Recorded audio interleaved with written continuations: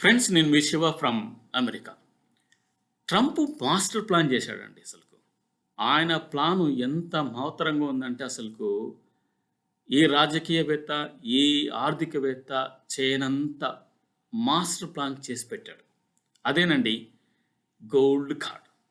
ఈ gold card ప్రవేశపెట్టి ఒక్కొక్క నుంచి అంటే ఏంది, ఇప్పుడు ఎవరైనా $5 million ఇస్తే నేను మీకు గోల్డ్ కార్డ్ ఇస్తా, వచ్చేయండి అమెరికాకు అనేసి ఆయన ఒకటి గోల్డ్ కార్డ్ ప్రవేశపెట్టాడు. ఇప్పుడు ప్రపంచంలో ఉన్నటువంటి ధనవంతులందరూ కూడా ఇప్పుడు క్యూ కడతారు.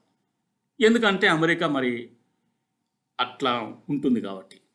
సో ఇప్పుడు నా ప్రపంచంలో ఉన్నటువంటి ధనవంతుల్ని ఆకర్షించేసేసి ఒక్కొక్కరి దగ్గర $5 million వసూలు చేసి అమెరికాకు రప్పించేసి వాళ్ళ దేశంలో పెట్టినటువంటి వ్యాపారాలు మీరు ఇక్కడ పెట్టుకోండి, మీరు ఇక్కడ పెట్టుకొని కొంతమందికి ఎంప్లాయ్మెంట్ ఇస్తే మీరు అమెరికాకు ట్యాక్స్ మాత్రమే కట్టాలి, మీకు మేము భూమి, నీరు, నిరంతర ఎలక్ట్రిసిటీ ఇవన్నీ మీకు అవకాశం కల్పిస్తాము, అందులో కూడా మీకు కొన్ని సౌకర్యాలు కల్పిస్తాము, సో మీరు కేవలం ట్యాక్స్ పే చేయండి అనేసి ఆయన అనౌన్స్ చేశాడు.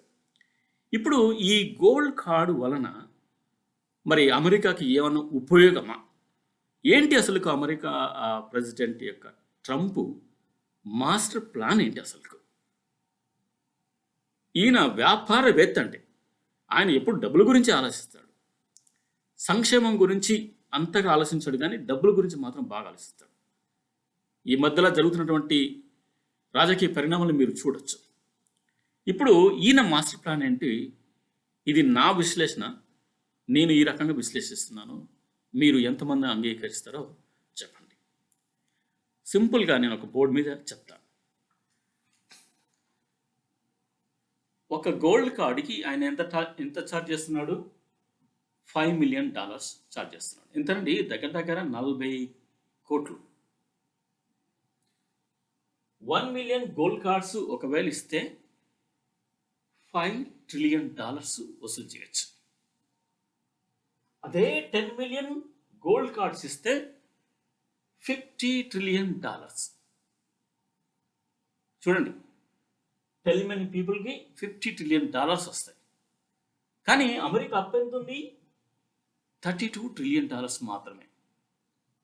అంటే ఏంటి? ఇప్పుడు ఫర్ ఎగ్జాంపుల్గా 10 million పీపుల్ ఈయన ప్రెసిడెంట్గా ఉన్నటువంటి సందర్భంలో ఆయన 10 million పీపుల్కి గోల్డ్ కార్డ్స్ ఇచ్చాడనుకో, $50 trillion వస్తే అమెరికాకు $32 trillion ఈజీకి ఇట్లా పే చేయొచ్చు.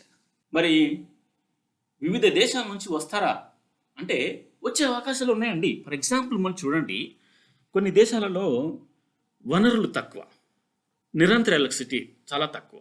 మన దేశం చూసుకోండి, కరెంటు కట్ అవుతూ ఉంటుంది.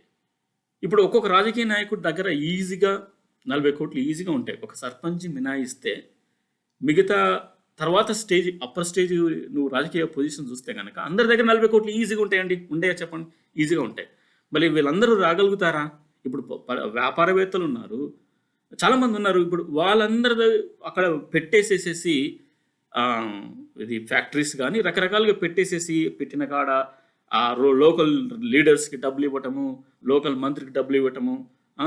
తర్వాత మళ్ళా ఒకవేళ ఈ ప్రభుత్వం పోతే వచ్చే ప్రభుత్వం వాళ్ళు ఏం చేస్తారు? నీ నీ నీ నీ ఫ్యాక్టరీ ఉన్నటువంటి స్థలం is not valid, so wrong ప్లేస్లో ఉంది కాబట్టి మీ ఫ్యాక్టరీని తీసేయాలనేసి అంటే మళ్ళీ ఈ వ్యాపారవేత్త అతనికి డబ్బులు కట్టాలి. సో ఈ రకంగా ఒక వ్యాపారవేత్త ఈ విధంగా డబ్బులు కడుతూ పోతూ ఉండాలంట అందరికీ కూడా ఆయన వ్యాపారం నడిపించుకోవడానికి. సో విషయం ఏంటంటే చూడండి, అదే కనుక అమెరికాకు వచ్చేస్తే నీకు ల్యాండ్ ఉంటుంది, ఫ్రీ వాటర్ ఉంటుంది, ఎలక్ట్రిసిటీ ఉంటుంది, అన్నీ ఉంటాయి కాబట్టి ఇలాంటి లంచాలు ఇవ్వాల్సిన అవసరం లేదు. కేవలం నువ్వు ట్యాక్స్ కడితే చాలు. సో నీకు అమెరికాలో చక్కటి జీవితం, నీ కంపెనీ సూపర్గా నడుస్తుంది, కొంతమందికి ఎంప్లాయ్మెంట్ ఇస్తావు, సో నువ్వు ప్రతి నెల ట్యాక్సులు కడతావు, అంతే. అంతకు మించి ఏముంటుంది అసలు. కానీ ట్రంప్ మాస్టర్ ప్లాన్ ఏది? ఇదంతా చేయడానికి. సో ఇప్పుడు దీనివల్ల అమెరికాకు ఆయన ఏం చేస్తున్నాడు? ప్రపంచ దేశాల్లో ఉన్నటువంటి ధనవంతులను ఆకర్షిస్తుంది ఆయన. సో మరి ప్రపంచంలో ధనవంతులని ఆకర్షిస్తే ఇదేం పద్ధతి అండి? నువ్వు డబ్బును అక్రమంగా సంపాదిస్తున్నట్టే లెక్క. అంతే కదండి, డబ్బును అక్రమంగా సంపాదిస్తున్నావు. నీ దేశం యొక్క ఉత్పత్తి పెంచి దాన్ని ఎక్స్పోర్ట్ చేసి వచ్చే లాభాన్ని ద్వారా నువ్వు నీ యొక్క దేశం యొక్క ఆదాయాన్ని పెంచుకుంటే అది గొప్పగా ఉంటుంది. అంతేగాని జనాలను ఆకర్షించేసేసి నువ్వు నీ యొక్క దేశం యొక్క ఆర్థికాన్ని పెంచుకుంటే అది తప్పు కదండి, అది లెక్కగానే కదా అసలు. సరే, వ్యాపార పరంగా ఆయన వ్యాపారవేత్త కాబట్టి ఆయన ఏదో చేశాడు అనుకుందాం. కానీ దీని వలన ఎవరికి ఉపయోగం, ఎవరికి నష్టం ఒకసారి ఆలోచించండి. ఎవరికి నష్టం అంటే స్కిల్డ్ పర్సన్స్, టాలెంటెడ్ పర్సన్స్, విద్యావేత్తలకి, డాక్టర్లకి, నర్సులకి, వీళ్ళందరూ చూడండి. ఇప్పుడు మన దేశం నుంచే చూడండి, వీళ్ళందరూ కూడా టాలెంట్తో వీసాలు అప్లై చేసుకొని వచ్చి ఇక్కడ వీసాల గురించి డిస్కస్ చేసి వాళ్ళు వీసాల మీద వీసాలు మార్చుకొని చివరికి గ్రీన్ కార్డ్ అప్లై చేస్తారు. 10 years నుంచి 20 years దాకా వెయిట్ చేస్తున్నటువంటి వాళ్ళు ఎంతోమంది ఉన్నారు. వీళ్ళలో వెయిట్ చేస్తున్న వాళ్ళలో డాక్టర్లు, ఇంజనీర్లు, ఎడ్యుకేషనిస్టు ఎంతమంది ఉన్నారండి, బోల్డ్ మంది ఉన్నారు. వీళ్ళందరికీ టాలెంట్తో వచ్చిన వాళ్ళే కదా. మరి ఇప్పుడు నువ్వు గోల్డ్ కార్డ్ ఇవ్వటం వల్ల వాళ్ళు ఏదో $5 million ఇస్తున్నారు అనేసి నువ్వు వాళ్ళకి వెంటనే గోల్డ్ కార్డ్ ఇచ్చేసి గ్రీన్ కార్డ్తో సమానము, నీకు ఇంకా సిటిజన్షిప్తో ఈజీగా వచ్చేస్తుంది అనేసి నువ్వు వాళ్ళకి ఆఫర్స్ ఇస్తున్నావు. ఇప్పుడు ఏం చేస్తావు? ఇప్పుడు గ్రీన్ కార్డును వైపు తక్కువ వస్తుంది, ఎందుకంటే గ్రీన్ కార్డ్ నుంచి వచ్చే డబ్బులు చాలా తక్కువ,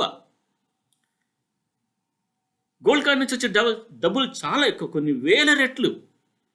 సో కాబట్టి ఆయన గ్రీన్ కార్డ్ నువ్వు తగ్గించేస్తాడు ఖచ్చితంగా.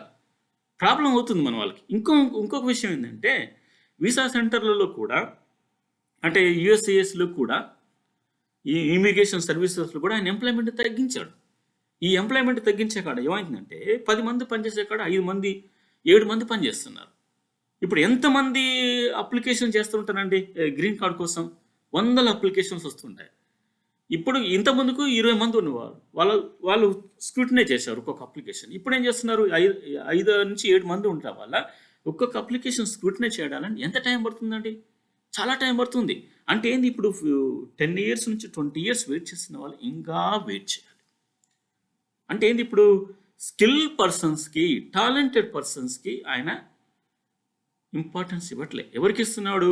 డబ్బున్నోడికి మాత్రం ఇంపార్టెన్స్ ఇస్తున్నాడు. ఇక నువ్వు అందరి డబ్బున్నోళ్ళని నువ్వు అమెరికాకు రప్పించేస్తే మరి అమెరికా టాలెంట్ ఉంటుందా పోతుందా? మీరు ఒకసారి ఆలోచించండి. ఇప్పటిదాకా మన టాలెంటెడ్ పర్సన్ సత్యనారాయణలు అయితేంది, సుందర్ పిచాయ్ అయితేంది, చాలామంది సీఈఓలుగా ఉన్నారు, కంపెనీలను డెవలప్ చేస్తున్నారు అమెరికాలో. ఎందుకు? టాలెంటెడ్ కాబట్టి. ఇప్పుడు నువ్వు ఏం చేస్తున్నావు? వ్యాపారవేత్తలు తీసుకొస్తున్నావు.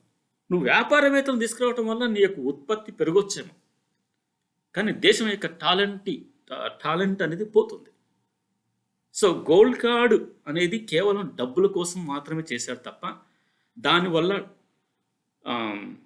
టాలెంట్ పీపుల్ మాత్రం ఖచ్చితంగా అవకాశాన్ని కోల్పోతున్నారు అనేసి నా యొక్క విశ్లేషణ. ఫ్రెండ్స్, మీరు చెప్పండి, అసలు ఈ గోల్డ్ కార్డు వల్ల మన ఇండియా నుంచి వచ్చే, అంటే మిగతా దేశాల నుంచి వచ్చే టాలెంట్ పర్సన్స్ను తొక్కేస్తున్నాడు కదా, చెప్పండి ఇక్కడ.